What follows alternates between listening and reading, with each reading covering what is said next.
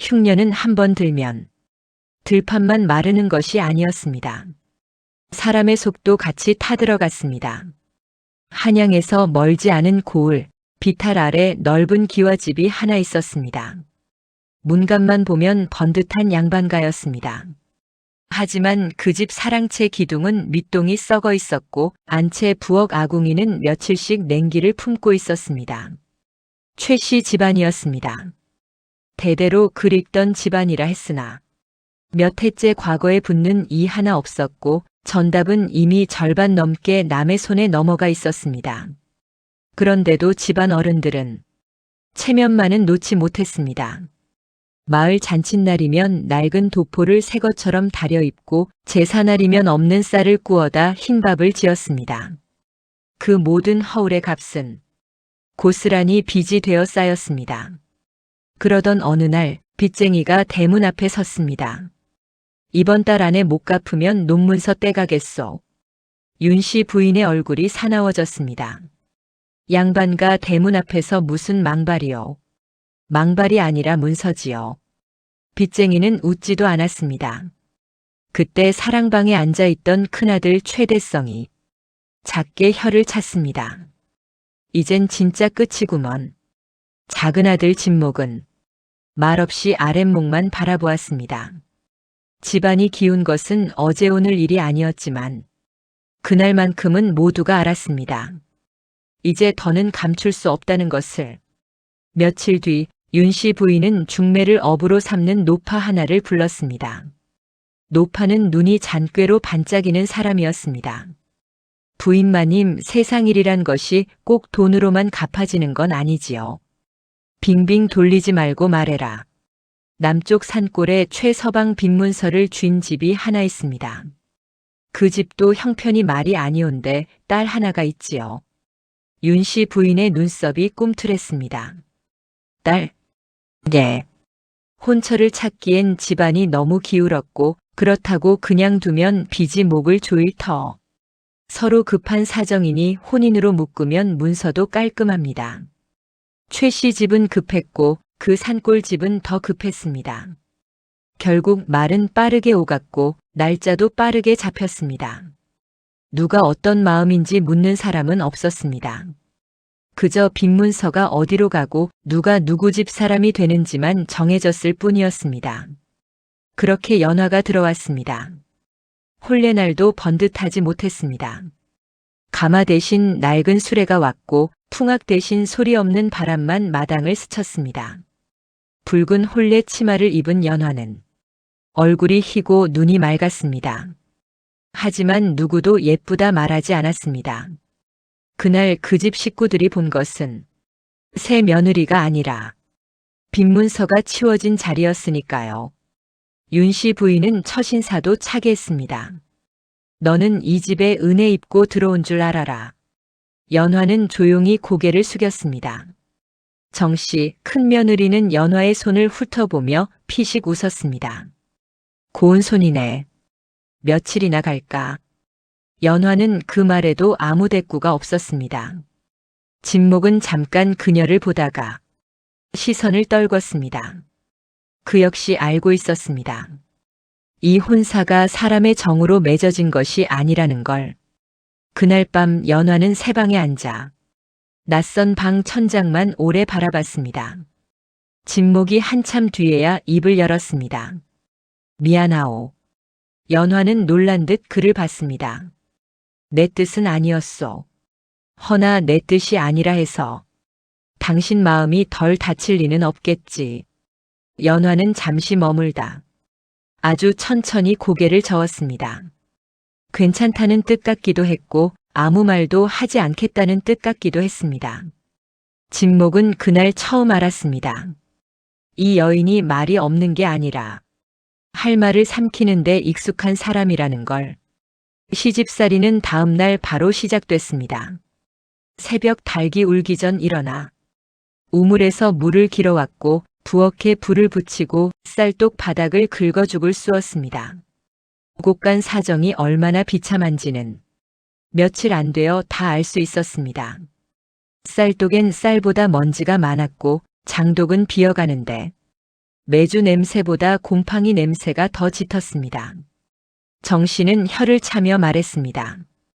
보기엔 양반가인데 실상은 거지집이지. 윤 씨 부인이 노려보자. 정 씨는 얼른 입을 다물었습니다. 그러나 그 말은 틀리지 않았습니다. 문제는 누구도 그 거지 같은 살림을 진짜로 일으킬 생각은 하지 않았다는 것이었습니다. 큰아들은 나가면 술집부터 들렀고 진목은 책상머리에 앉아 글만 들여다봤습니다. 윤 씨 부인은 체면을 걱정했고 정 씨는 자기 목 챙기기에 바빴습니다. 집안이 버티는 방식은 늘 하나였습니다. 꾸어오거나 미루거나 감추거나. 연화는 며칠 동안 말없이 그 집을 살폈습니다. 어디에 장독이 놓였는지, 어느 벽이 비에 약한지, 무슨 그릇이 금이 갔는지, 부엌에서 어느 쪽 바람이 샌지. 그리고 닷새째 되던 날 마당 한쪽에 쌓인 깨진 항아리들을 하나하나 씻어 세우기 시작했습니다. 정 씨가 비웃듯 물었습니다. 깨진 독을 닦아 뭐하게? 연화는 작은 조각천에 숯가루를 묻혀 항아리 금간 틈을 메웠습니다. 그리고 손짓으로 보여주었습니다. 된장, 간장, 식혜, 말린 나물 다 담을 수 있다는 뜻이었습니다. 정 씨는 어이없다는 듯 웃었습니다. 빈집에서 꿈은 크네. 연화는 웃지 않았습니다. 그저 다시 손을 움직였습니다. 연화가 처음 살린 것은 장독대였습니다. 뒷산에서 쑥과 쑥가시를 모아오고 개울가에서 물 좋은 흙을 가져와 금간 독주위를 다졌습니다. 콩 한 돼 남은 것을 허락도 받지 않고 삶아 메주를 다시 띄웠고 말라비틀어진 무청이며 시래기를 하나도 버리지 않고 손질에 엮었습니다. 윤 씨 부인이 노했습니다. 누가 마음대로 콩을 쓰랬느냐. 연화는 곧장 절을 하고 부엌 한켠으로 물러났습니다. 정 씨가 거들었습니다. 저 계집 들어오고 나서 더 해프게 쓰는 것 아닙니까? 그날 밤 진목이 몰래 물었습니다. 왜 굳이 그러시오? 혼만 나고. 연화는 잠시 망설이다. 바닥에 손가락으로 글자를 썼습니다. 지금 안 하면 겨울 못 넘깁니다. 진목은 그 글자를 한참 바라보았습니다. 연화는 그를 아는 여인이었습니다. 그리고 집안 사정을 한눈에 꿰고 있었습니다. 진목은 처음으로 그녀를 함부로 대해선 안 되겠다고 느꼈습니다. 다만 그 느낀 마음을 입 밖으로 낼 용기는 아직 없었습니다. 며칠 뒤부터 연화는 장터에 나가기 시작했습니다. 처음엔 윤 씨 부인이 반대했습니다. 우리 집 며느리가 장터 바닥에 나가 손을 벌리란 말이냐. 연화는 고개를 저었습니다. 그리고 직접 만든 된장 한 사발과 말린 나물 꾸러미를 보였습니다. 팔겠다는 뜻이었습니다. 정 씨가 코웃음을 쳤습니다. 누가 그걸 사? 하지만 마을 장터는 생각보다 냉정하면서도 정확한 곳이었습니다. 누가 부지런한지, 누가 정직한지, 누가 한번 팔고 말 사람이 아닌지 금방 알아봤습니다. 연화는 장터 한 귀퉁이에 조용히 앉아 자기 물건에 대해 길게 떠들지 않았습니다. 그저 단정히 담아놓고 기다렸습니다. 처음 손님은 박노인이었습니다. 새로 나온 된장인가? 연화는 작게 고개를 끄덕였습니다. 노인은 손가락 끝으로 찍어 맛보더니 눈을 동그랗게 떴습니다. 짠맛만 있는 게 아니구나. 이건 손맛이 있네. 그날 된장 2사발과 말린 나물 한 묶음이 팔렸습니다. 돈으로 치면 크지 않았습니다. 그러나 그 돈으로 연화는 콩반되와 소금 조금을 다시 사왔습니다. 미천을 죽이지 않은 것이었습니다. 집으로 돌아온 그녀가 작은 배주머니를 내밀자 윤 씨 부인은 잠시 말이 없었습니다. 정 씨는 못마땅한 얼굴로 중얼거렸습니다. 그래 봐야 푼돈이네. 하지만 연화는 그 푼돈을 하루도 허투루 쓰지 않았습니다. 장터일은 조금씩 불기 시작했습니다. 된장 맛이 좋다는 말이 돌았고 나물 손질이 반듯하다는 말도 따라붙었습니다. 연화는 거기서 멈추지 않았습니다. 집 뒤 빈터를 갈아 쪽파와 부추를 심고 담장 밑에 호박씨를 묻었습니다. 정씨는 처음엔 비웃었으나 비가 두어 번 지나고 푸른 싹이 돋자 슬며시 입을 다물었습니다. 연화는 마당도 그냥 두지 않았습니다. 깨진 채를 고쳐 곡식을 털고 낡은 멍석을 꿰매 말리는 자리를 만들고 헛간 구석에 쥐가 들지 못하도록 재를 뿌렸습니다. 이 집에서 아무도 보지 않던 것을 그녀는 다 보고 있었습니다. 그렇게 한 달이 지나자 비어있던 곳간 한 칸에 조, 콩, 보리자루가 조금씩 들어섰습니다. 많지는 않았습니다. 그러나 분명히 전과는 달랐습니다. 식구들이 죽 대신 밥알을 씹는 날이 늘어났고 부엌의 연기가 끊기지 않았습니다. 그때부터였습니다. 사람들 눈이 달라진 것이 윤 씨 부인은 곳간 앞을 서성이기 시작했고 정 씨는 연화가 장터에서 누구를 만나는지 살폈습니다. 집안이 살아나자 고마움보다 먼저 올라온 것은 경계심이었습니다. 저 계집이 살림을 쥐기 시작하면 어쩌지? 아무도 그렇게 대놓고 말하지는 않았지만 표정은 다 그 말을 하고 있었습니다. 어느 날 저녁 윤 씨 부인이 연화를 불렀습니다. 이리 와 앉아라. 연화가 조용히 무릎을 꿇자 윤 씨 부인은 일부러 천천히 물었습니다. 장터에 나가면 누구를 만나느냐? 연화는 잠시 생각하다 손가락으로 바닥에 적었습니다. 사는 사람들. 윤 씨 부인의 얼굴이 굳었습니다. 말장난하느냐? 연화는 고개를 저었습니다. 진짜 그뿐이라는 뜻이었습니다. 돈은 어디 두느냐? 연화는 허리춤 작은 주머니를 풀어 동전 몇 잎과 장부 조각을 내놓았습니다. 윤 씨 부인은 놀라 눈을 가늘게 떴습니다. 장부. 연화는 날짜와 품목, 값, 남은 돈을 짧지만 반듯하게 적어두고 있었습니다. 정 씨가 옆에서 슬쩍 그 종이를 들여다보다 표정이 미묘해졌습니다. 자기보다 훨씬 꼼꼼했기 때문이었습니다. 윤 씨 부인은 괜히 목소리를 높였습니다. 앞으론 내가 먼저 보겠다. 곳간 열쇠도 당분간 내가 가진다. 연화는 고개를 숙였습니다. 순순히 내놓았습니다. 그러나 그날 이후에도 연화는 여전히 똑같이 일했습니다. 열쇠를 쥐지 않아도 살림의 길목은 이미 그녀 손에 익어 있었으니까요. 가을이 들면서 장터 사정이 또 바뀌었습니다. 흉년이 길어지자 곡식값이 오르기 시작했습니다. 몇몇 집들은 있는 곡식도 감추었고 몇몇 상인들은 값을 더 올리려 버텼습니다.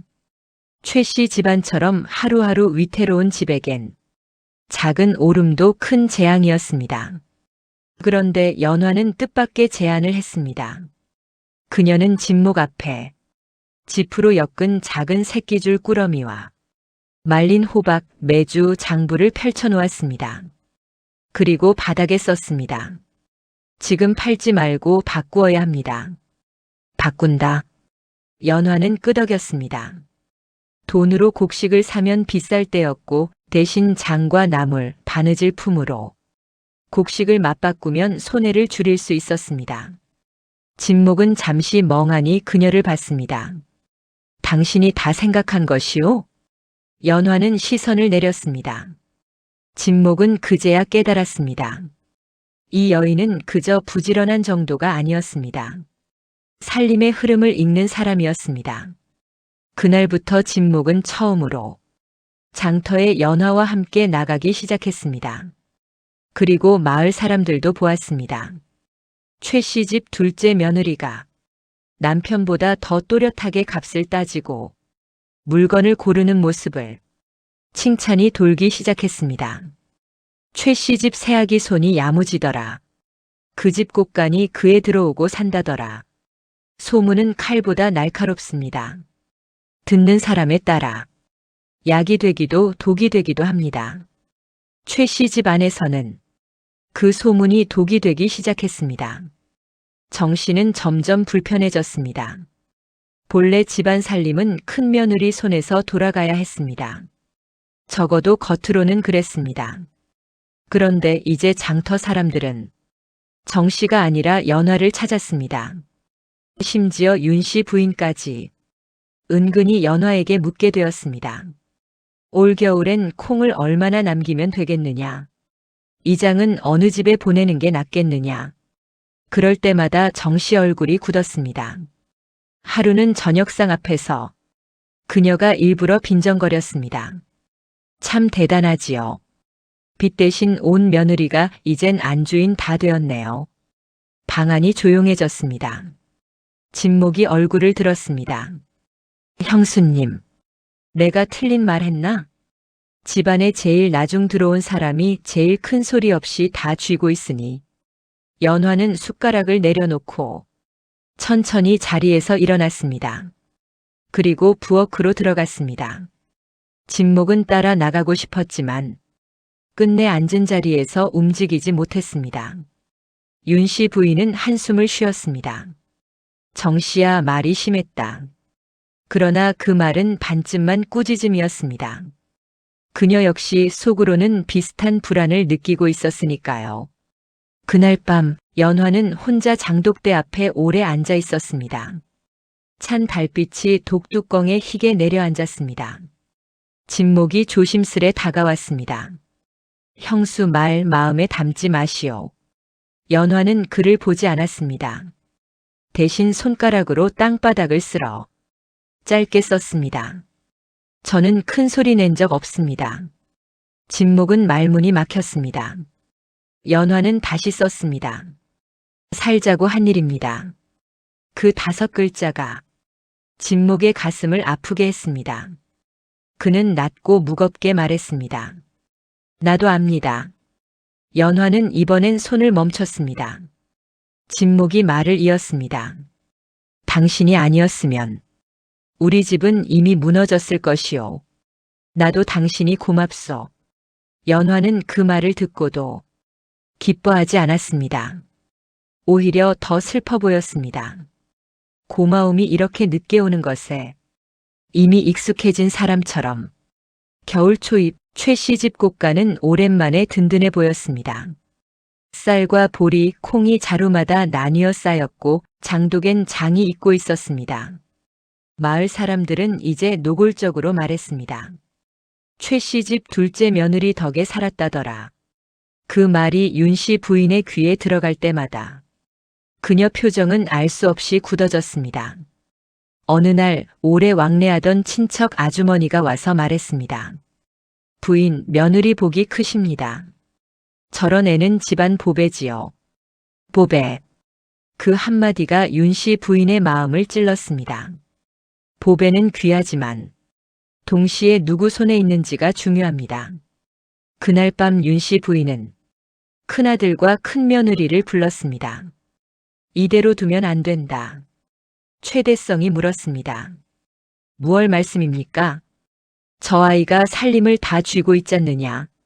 진목이도 요새는 마누라 말만 듣고 정 씨가 기다렸다는 듯 입을 뗐습니다. 저도 그 생각했습니다, 어머님. 지금은 곳간 채운다지만 나중엔 문서까지 손대면 어쩌시려고요. 최대성도 작게 거들었습니다. 사람 마음 모르는 일이지요. 그 말이 씨앗이 되었습니다. 어이없는 의심이 그날 밤부터 진짜 얼굴을 갖기 시작했습니다. 며칠 후 곳간에서 쌀 한 마리 비었습니다. 양으로는 크지 않았으나 문제는 시기였습니다. 윤 씨 부인이 일부러 열쇠를 쥐고 있었는데도 분명 전날보다 양이 줄어든 것이었습니다. 누가 손댄 거냐? 안채가 뒤집혔습니다. 정 씨가 가장 먼저 입을 열었습니다. 저는 아닙니다. 큰아들도 고개를 저었습니다. 진목도 당황했습니다. 연화는 조용히 서 있었습니다.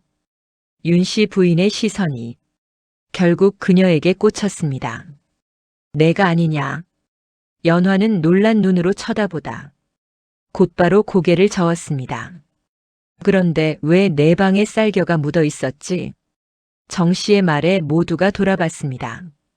정 씨는 마치 기다렸다는 듯 연화의 방문 앞에 묻은 쌀겨를 가리켰습니다. 연화의 얼굴이 하얘졌습니다. 그녀는 순간 알았습니다. 누군가 일부러 옮겨 놓았다는 것을. 하지만 증명할 길이 없었습니다. 윤 씨 부인이 차갑게 말했습니다. 말 못한다고 다 넘어갈 줄 아느냐. 진목이 나섰습니다. 어머니, 연화가 그럴 리 없습니다. 내가 뭘 아느냐. 사람은 배고프면 별짓 다 한다. 그 말은 잔인했고 연화는 고개를 떨구었습니다. 빚 대신 팔려온 여인에겐 의심조차 너무 쉽게 덮였습니다. 그날부터 연화는 곳간에서 멀어졌습니다. 열쇠도 완전히 빼앗겼고 장터에 나가는 일도 중단되었습니다. 정 씨가 대신 장터에 나갔지만 값도 제대로 못 치고 기존 손님들과의 약속도 엉망으로 만들었습니다. 며칠 사이 최 씨 집 살림은 다시 삐걱거리기 시작했습니다. 박노인이 집까지 찾아와 물었습니다. 요즘 왜 새아기가 안 나오는 게요? 정 씨가 무뚝뚝하게 답했습니다. 몸이 좋지 않아서요. 노인은 잠시 얼굴을 찌푸렸습니다. 그럼 된장 물량도 줄겠군. 정 씨는 그 말이 무엇을 뜻하는지 그제야 알아들었습니다. 장터 사람들은 물건만 사는 것이 아니었습니다. 연화의 정직함을 사는 것이었습니다. 사람이 바뀌자 믿음도 끊어졌습니다. 그런데도 윤 씨 부인은 쉽게 마음을 돌리지 않았습니다. 오히려 더 굳어졌습니다. 보았느냐? 집안일이란 건 며느리 하나 솜씨로 되는 게 아니다. 하지만 실제로는 되고 있었습니다. 그녀만 인정하지 않을 뿐이었습니다. 그러던 어느 저녁, 진목은 우연히 큰형방 뒤편에서 낯선 목소리를 들었습니다. 그 자루는 내일 새벽에 빼내면 되겠지. 낮은 목소리였습니다. 뒤이어 정씨 목소리가 들렸습니다. 너무 자주 빼면 티납니다. 진목의 표정이 굳었습니다. 그는 숨을 죽이고 더 들으려 했지만 발 아래 마른 가지가 부러졌습니다. 안에서 인기척이 멎었습니다. 진목은 얼른 자리를 피했지만 심장이 거세게 뛰었습니다. 혹시, 정말 혹시. 그날 밤 그는 뜬 눈으로 세웠습니다. 그리고 새벽녘 몰래 뒷뜰을 지키다가 큰아들이 작은 쌀자루 하나를 들고 담장 밖으로 나서는 것을 보았습니다. 진목은 그 자리에서 얼어붙었습니다. 형이었습니다. 형이 쌀을 빼돌리고 있었습니다. 무너지는 체면을 붙들 돈이 필요했던 것일까요? 아니면 술값과 노름빚 때문이었을까요? 이유가 무엇이든 하나만은 분명했습니다. 도둑으로 몰린 건 연화였다는 것. 진목은 그 자리에서 형을 붙잡지 못했습니다. 피가 거꾸로 솟는 것 같았지만 동시에 집안 전체가 무너질까 두려웠습니다. 그 비겁한 망설임이 나중에 가장 큰 후회가 됩니다. 다음 날 아침 연화는 여느 때처럼 부엌에서 조용히 일하고 있었습니다. 진목은 그녀 앞에 섰다가 쉽게 입을 떼지 못했습니다. 연화가 그를 올려다보았습니다. 진목은 겨우 낮게 말했습니다. 당신을 의심한 것이 아니오. 연화는 가만히 듣고 있었습니다. 어젯밤 형님이 거기까지 말하고 그는 입을 다물었습니다. 자기 집 추한 속내를 끝내 온전히 말하지 못했습니다. 그러자 연화는 잠시 눈을 감았다가 천천히 고개를 끄덕였습니다. 이미 알고 있었다는 듯한 표정이었습니다. 진목이 놀랐습니다. 알고 있었소? 연화는 바닥에 썼습니다. 쌀겨는 제가 옮기지 않았습니다. 하지만 누가 했는지 짐작은 했습니다. 진목의 얼굴이 달아올랐습니다. 부끄러움 때문이었습니다. 연화는 다시 썼습니다. 말하면 집안이 깨집니다. 진목은 그 글자를 보고 아무 말도 하지 못했습니다. 억울한 건 그녀인데 집안을 걱정하는 것도 그녀였습니다. 그 순간 그는 처음으로 자기보다 연화가 더 큰 사람처럼 느껴졌습니다. 하지만 악한 마음은 한 번 시작되면 멈추지 않습니다. 큰아들과 정씨는 연화를 내쫓아야만 안심할 수 있다고 생각했습니다. 그래서 더 큰 일을 꾸몄습니다. 이번엔 곡간의 작은 곡식이 아니라 윤씨 부인이 아끼던 은비녀 한 쌍이 사라졌습니다. 집안이 발칵 뒤집혔습니다. 윤씨 부인은 거의 비명을 질렀습니다. 저건 내 친정에서 가져온 것이다. 방마다 뒤졌고 끝내 연화의 반짓고리 밑에서 비녀 하나가 나왔습니다. 진목이 먼저 외쳤습니다. 말도 안 됩니다. 정씨는 바로 받아쳤습니다. 말도 안 되긴요. 물건이 나왔는데. 연화는 비녀를 보고 숨조차 쉬지 못하는 표정이 되었습니다. 누군가 또 넣어두었다는 걸 알면서도 이번엔 정말 벗어나기 어려웠습니다. 윤씨 부인의 눈빛이 차갑게 식었습니다. 이 집에 더 둘 수 없다. 진목이 무릎까지 꿇었습니다. 어머니 아닙니다. 제발 다시 보십시오. 내가 눈이 먼 게다. 윤씨 부인은 결국 관아에 알리라고 했습니다. 집안 체면을 세우기 위해서라도 도둑은 벌해야 한다는 것이었습니다. 그 말을 듣는 순간 연화의 얼굴엔 오히려 체념이 스쳤습니다. 그녀는 알았습니다. 이 집은 진실보다 체면을 먼저 고른다는 걸. 관아로 끌려가는 길은 매우 조용했습니다. 마을 사람들은 수군거렸고 어떤 이는 안타까워했고 어떤 이는 이미 죄인 보듯 보았습니다. 연화는 고개를 들지 않았습니다. 진목은 그녀 옆을 따라가며 수없이 말하려 했습니다. 괜찮을 거라고, 내가 밝히겠다고, 끝까지 지키겠다고. 하지만 어떤 말도 입 밖으로 쉽게 나오지 않았습니다. 관아 마당에 이르렀을 때 사또는 무심한 얼굴로 물었습니다. 도둑질을 했다 하느냐? 윤씨 부인이 먼저 대답했습니다. 예, 사또나리. 들어온 뒤부터 살림을 만지는 것이 수상했습니다. 진목은 이를 악물었습니다. 들어온 뒤부터 살림을 살려놓고 이제 와 수상하다니. 사또는 연화를 내려다봤습니다. 너는 무어라 할 말 없느냐? 연화는 입술을 떼었지만 한참이 지나도 소리가 나지 않았습니다. 마당이 술렁였습니다. 벙어리인가? 아니면 일부러 그러는가? 그때 진목이 앞으로 나왔습니다. 나리, 제 아내는 말을 많이 하지 못합니다. 허나 도둑은 아닙니다. 사또가 눈을 좁혔습니다. 증거가 있느냐? 진목은 대답하지 못했습니다. 그 순간 사람들 틈을 헤치고 박노인이 들어왔습니다. 제가 한 말씀 드려도 되겠습니까? 박노인은 장터에서 보아온 것을 하나씩 말했습니다. 저 새아기는 외상 한 번 함부로 쓴 적 없고 물건값 반푼도 틀린 적 없는 사람입니다. 제가 장터에서 수십 년 장사했지만 손이 깨끗한 사람은 눈빛부터 다릅니다. 사또는 잠자코 들었습니다. 윤씨 부인이 언짢게 말했습니다.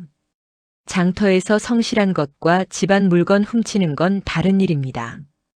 그때 박노인이 품에서 종이 몇 장을 꺼냈습니다. 그래서 이걸 가져왔지요. 그것은 연화가 장터 거래를 적어둔 장부 조각들이었습니다. 날짜, 품목, 받은 가, 남긴 곡식, 바꾼 물건. 조잡한 종이었지만 내용은 놀랍도록 반듯했습니다. 사또가 물었습니다. 이걸 내가 썼느냐? 연화는 조용히 고개를 끄덕였습니다. 사또는 장부를 훑어보다가 문득 한 대목에서 손을 멈췄습니다.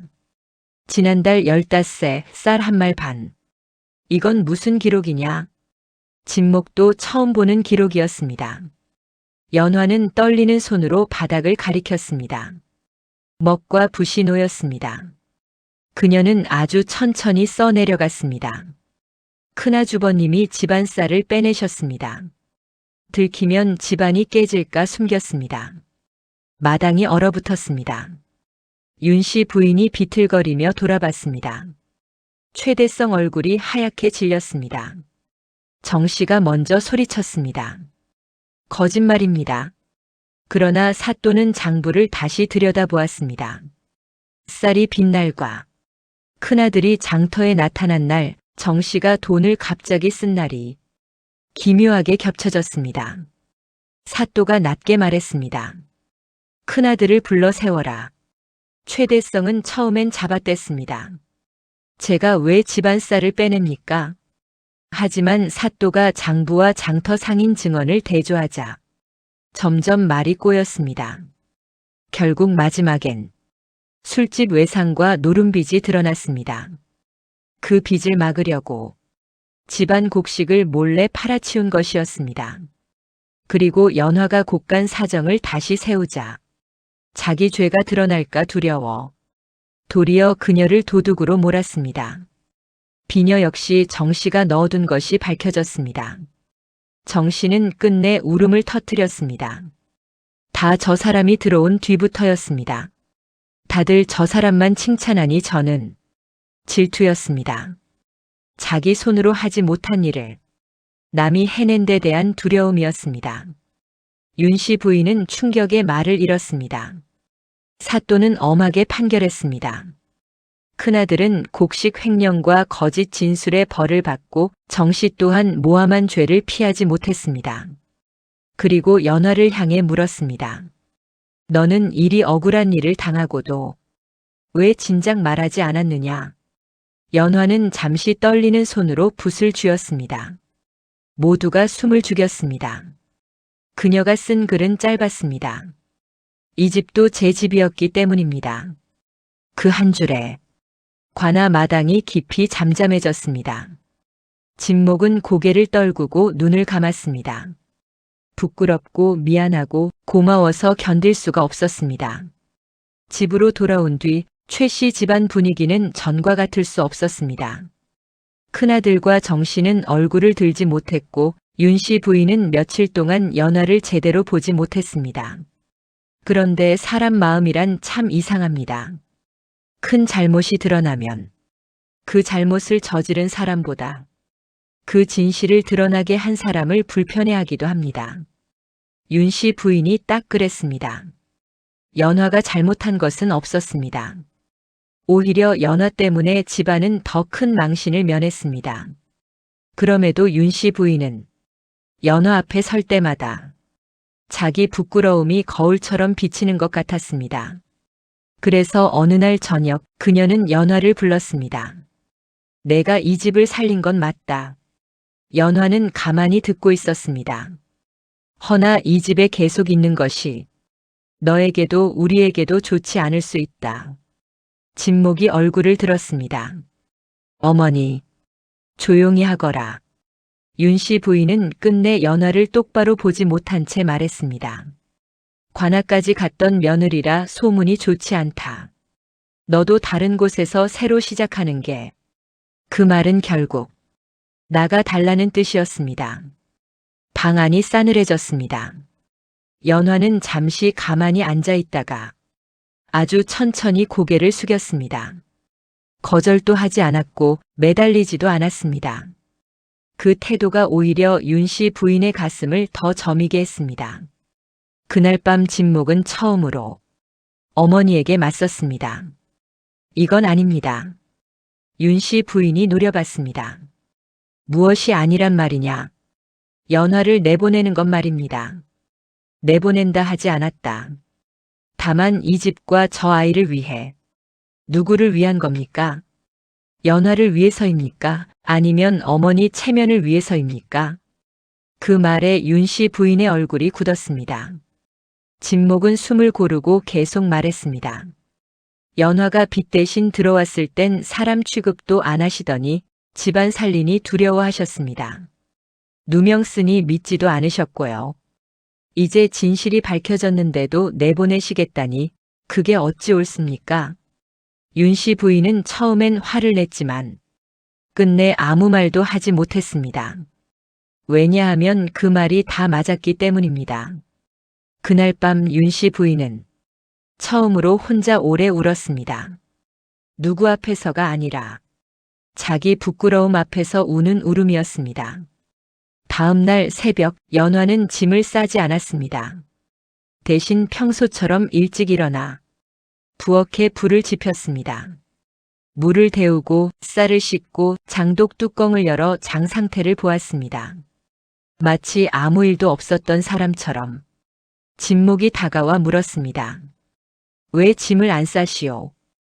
연화는 그를 잠시 보더니 바닥에 썼습니다.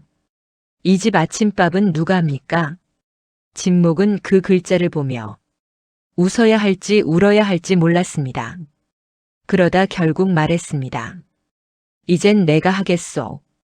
연화는 고개를 저었습니다. 그리고 다시 썼습니다. 같이 합시다. 그날 아침부터 진목은 부엌에 섰습니다.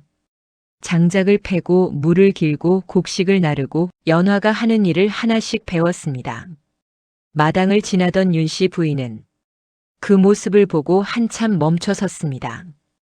빛 대신 들어온 며느리 하나가 자기 아들까지 사람으로 만들고 있었습니다.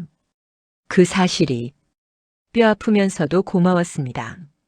사흘 뒤 윤 씨 부인은 식구들을 모두 안채로 불렀습니다.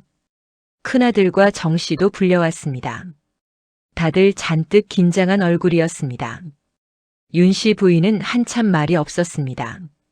그러다 낮고 무거운 목소리로 입을 열었습니다. 내가 잘못했다. 아무도 바로 반응하지 못했습니다. 이 집에 들어온 날부터 나는 연화를 며느리가 아니라 빚값으로만 보았다. 살림을 살려도 고맙다 말하지 못했고 누명을 써도 먼저 믿지 못했다. 그녀는 그제야 연화를 똑바로 바라보았습니다. 내가 아니었으면 이 집은 사람답게 겨울을 넘기지 못했을 것이다. 연화의 눈썹이 미세하게 떨렸습니다. 윤 씨 부인은 떨리는 손으로 곳간 열쇠를 내밀었습니다. 받거라. 연화는 놀라 고개를 저었습니다. 하지만 윤 씨 부인은 열쇠를 더 앞으로 밀었습니다. 이건 내게 일을 더 시키려는 것이 아니다. 이 집에서 내가 맡은 자리가 무엇인지 이제야 바로 두겠다는 뜻이다. 정 씨는 눈물을 훔쳤고 큰아들은 고개를 숙인 채 아무 말도 하지 못했습니다. 진목은 그 모습을 보며 가슴속 응어리가 조금씩 풀리는 것을 느꼈습니다. 연화는 한참 망설이다. 두 손으로 열쇠를 받았습니다. 그리고 깊이 절했습니다. 그 절은 비굴하지 않았습니다. 자기 자리를 스스로 세운 사람의 절이었습니다. 그 뒤로 최 씨 집은 서서히 달라졌습니다. 하루아침에 모든 것이 좋아진 것은 아니었습니다. 빚은 여전히 남아 있었고 흉년은 금세 끝나지 않았습니다.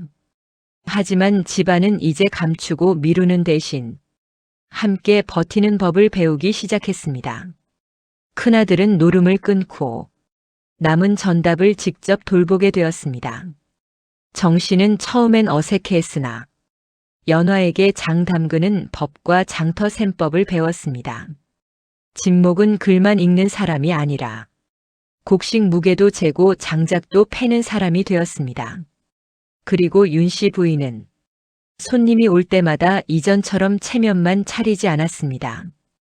오히려 담담히 말했습니다. 우리 집은 둘째 며느리 덕을 크게 보았소. 그 말을 듣는 연화는 여전히 크게 웃지 않았습니다. 그저 조용히 미소만 짓곤 했습니다. 하지만 이제 그 미소엔 처음 들어오던 날에 눌린 그림자가 많이 걷혀 있었습니다. 다음 해봄 최 씨 집 담장 밑엔 새순이 다시 돋았습니다. 연화가 심었던 부추는 더 무성해졌고 호박 넝쿨은 넓게 뻗었습니다. 곳간에는 많지 않아도 마음을 놓을 만큼의 곡식이 남아 있었습니다. 그날 장터에서 돌아오던 길 박노인이 웃으며 말했습니다. 새악이 아니지. 이젠 안주인이라 불러야 하나? 연화는 손사래를 쳤습니다. 노인은 껄껄 웃었습니다. 아니, 안주인이란 게 큰 소리치는 사람이 아니지. 집안 숨통 붙들어주는 사람이 안주인이지. 연화는 잠시 발길을 멈췄습니다. 바람이 지나가며 치맛자락을 가볍게 흔들었습니다. 그녀는 먼 하늘을 한번 보고 다시 집 쪽을 바라보았습니다. 처음 그 대문을 넘을 때 그녀는 짐짝처럼 들어왔습니다. 그러나 이제는 달랐습니다. 누가 주어준 자리가 아니라 자기 손으로 지켜낸 자리로 돌아가고 있었습니다. 세상에는 값을 치르고 들어오는 사람이 있습니다. 그 값이 돈이든 빈문서든 소문이든 말입니다. 그래서 어떤 이들은 그 사람을 끝내 사람으로 보지 않으려 합니다. 하지만 집안을 살리는 것은 좋은 족보도 허울 좋은 체면도 아니었습니다. 새벽마다 가장 먼저 일어나 빈 독을 씻고 남은 곡식을 세고 굶지 않게 손을 움직인 한 사람의 성실함이었습니다. 빚 대신 들어온 며느리라 업신여겼지만 정작 그 며느리가 집안을 살렸습니다. 그리고 더 중요한 것은 그녀가 곶감만 채운 것이 아니라는 점입니다. 바닥난 양심을 채웠고 기울어진 마음을 바로 세웠고 가족이라는 이름이 부끄럽지 않게 만들었습니다. 억울함은 늦게 풀릴 때가 많습니다. 하지만 늦게 온 진실이라도 끝내 사람을 세우는 힘은 있습니다. 오늘 이야기는 여기까지입니다. 다음 이야기도 함께 들어주십시오.